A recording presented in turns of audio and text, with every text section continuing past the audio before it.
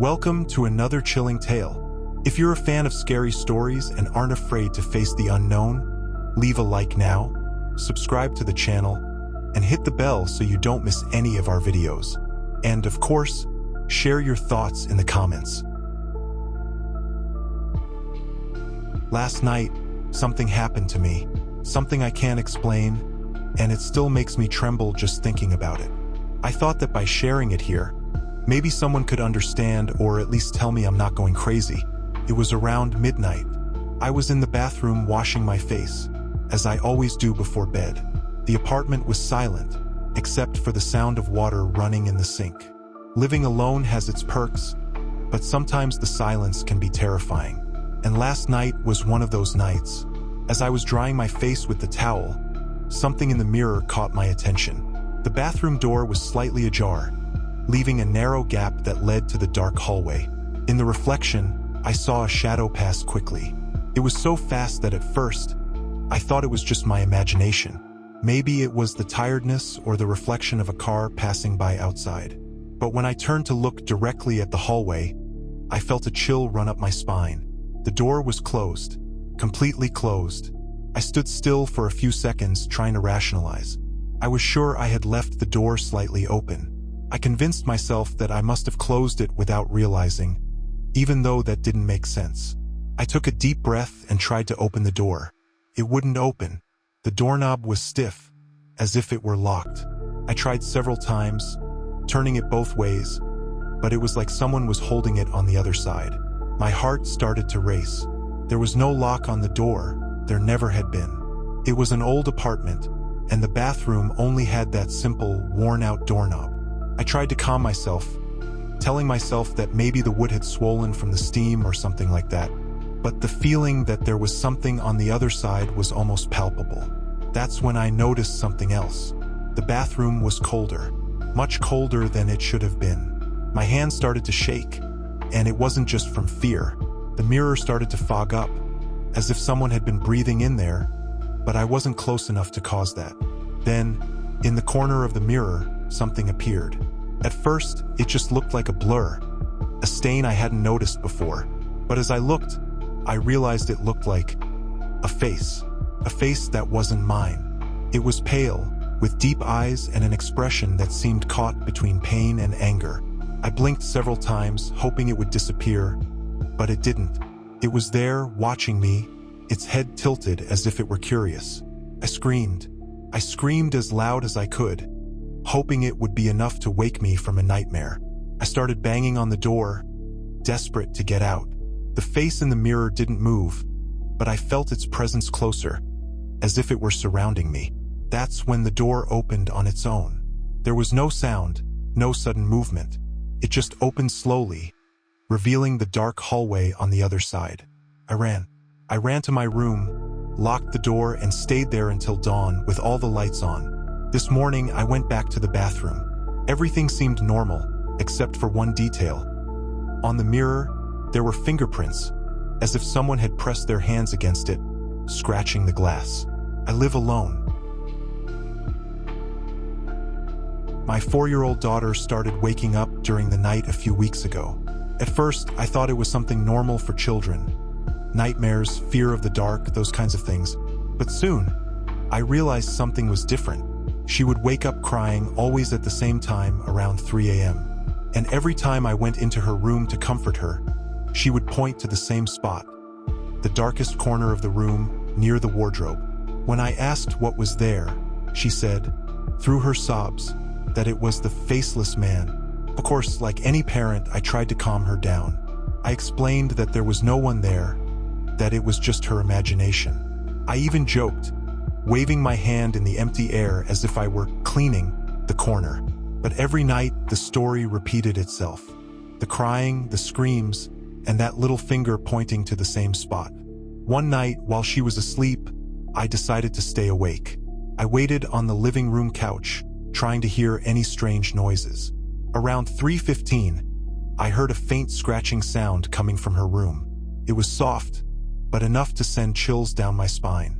I slowly went upstairs, and when I opened the door, she was awake, curled up in bed, staring at the dark corner.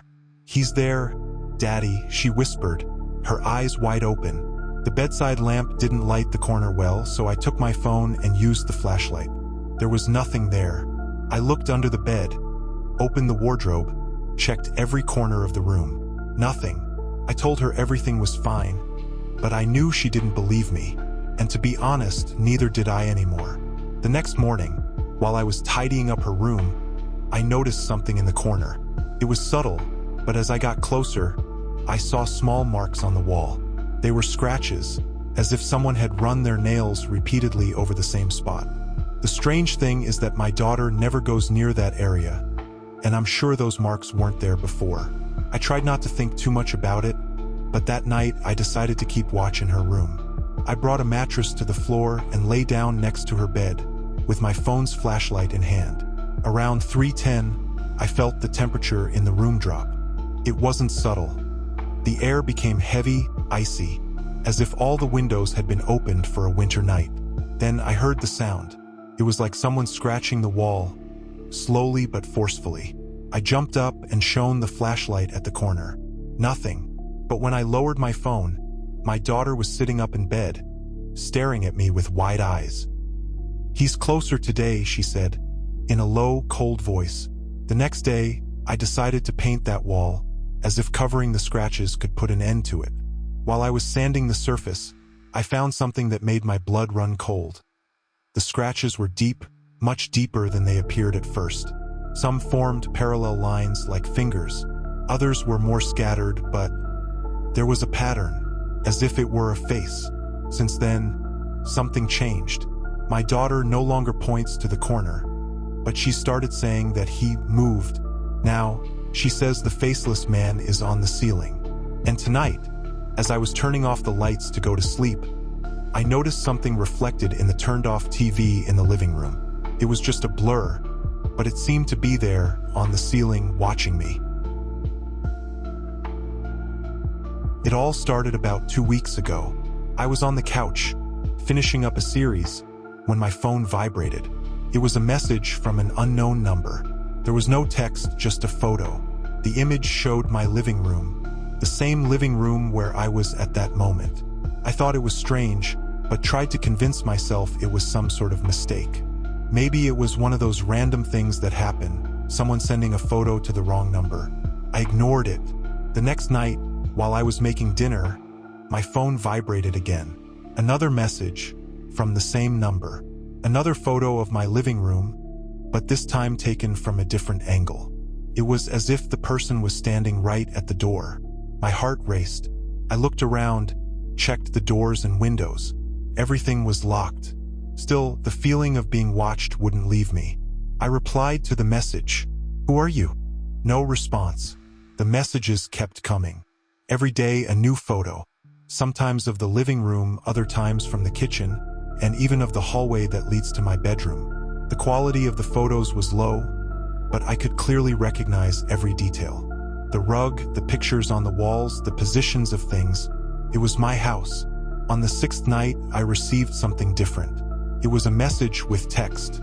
"You didn't lock the window today." My blood ran cold. I rushed to my room and checked the window. It was locked, just like always. I replied to the message. "Who are you? What do you want?" Again, silence. That night, I could barely sleep. I locked all the doors, all the windows. I even dragged a wardrobe to block the bedroom door. I woke up several times, startled, but everything seemed to be in order, at least until the next morning. When I grabbed my phone, there was another message. It was a photo of me, sleeping. The image was blurry, but unmistakable. I was lying on my side in my bed, with the blanket up to my waist. The detail that made me drop my phone with trembling hands was the angle of the photo. It had been taken from the foot of my bed. I looked around the room. There were no signs of a break-in, no evidence that anyone had been there. It was impossible, but the photo was real. I spent the day with my phone in hand, waiting for another message, but nothing came, until late in the afternoon when I received another. "I like to watch you sleep." I went to the police. I showed them the messages and photos, but there wasn't much they could do. They suggested I change my number and install security cameras. I did so immediately. The next night, with the cameras set up, I went to sleep feeling a little more at ease. But at 3 a.m., my phone vibrated. It was a notification from the camera app. There was movement in my bedroom. Shaking, I opened the app. The video showed my bedroom, illuminated only by the bedside lamp. In the corner of the screen, near the wardrobe, there was a figure standing. It had no face, and it was watching me. The video ended with the figure disappearing into the darkness. Since then, I haven't slept in my house. In fact, I don't know if I'll ever be able to sleep again.